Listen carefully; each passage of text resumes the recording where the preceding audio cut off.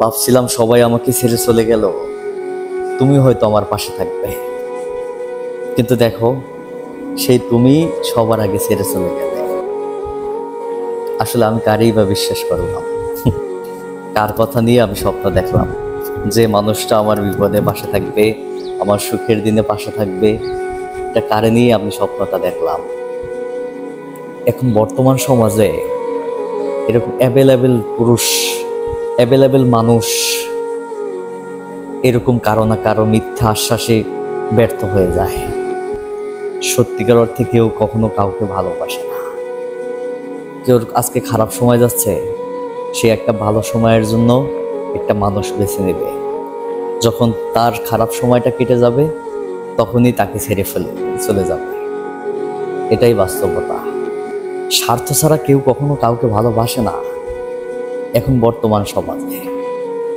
আগের যুগে ভালোবাসা ছিল কাউকে ভালোবাসলে তাকে ছাড়া কখনো কাউকে পাশে চাইতো না, কিন্তু এখন বর্তমান সমাজে টাকা থাকলে ভালোবাসা মিলে, অর্থ থাকলে ভালোবাসা মিলে। স্বার্থের জন্য মানুষ আসলে ভালোবাসা বেছে নেয়, সত্য কথা। নয়তো যে মানুষটা এতটা আশ্বাস দিয়েও যে মানুষটা ছেড়ে চলে যায়, এখানে আমি কি বা বলি, কারই বা বিশ্বাস করি?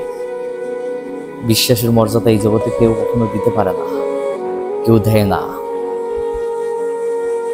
আজকে খারাপ সময় যাচ্ছে, আপনাকে নিয়ে এসে লুটে পুটে খাবে। আজকে তার খারাপ সময় যাচ্ছে, আপনাকে নিয়ে এসে আনন্দ মাস্তি সবকিছুই করবে।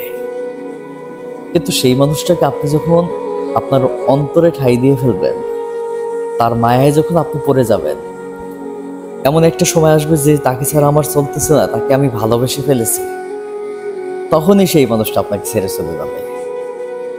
আর সেই ছেড়ে যাওয়া যন্ত্রণা কতটা তীব্র যন্ত্রণা হতে পারে, সেই মানুষটাই বুঝতে পারে যে কাউকে ভালোবেসে, কাছ থেকে ভালোবেসে তাকে ছেড়ে চলে গেছে। সেই মানুষটা বুঝতে পারবে যে আসলে ভালোবাসা না পাওয়ার কতটা যন্ত্রণা। ওই যে কথা আছে না, ব্যথায় ব্যথিত যারা তারাই বুঝবে ব্যথা কি যন্ত্রণা। অন্য কেউ তো এই কথাটা বুঝবে না। আসলে সত্যিকার অর্থে আমি একটা কথাই বলবো যে কেউ কখনো কাউকে সত্যিকারভাবে ভালোবাসে না। স্বার্থের জন্য মানুষকে বেছে নেয়। এটাই বর্তমান সমাজ, এটাই বাস্তবতা। নয়তো যে মানুষটা আশ্বাস দেয় সেই মানুষটাই যখন ছেড়ে চলে যায়, আমরা অযথা আসলে কারো প্রতি বেশি বিশ্বাস তৈরি করে ফেলি, যেটা সে বিশ্বাস রাখার যোগ্যতা রাখে না, তারপরও তার কাছ থেকে সেইটা পাওয়ার আশা করি। তখনই আমরা ঠকে যাই, তখনই আমরা কষ্টটা পাই।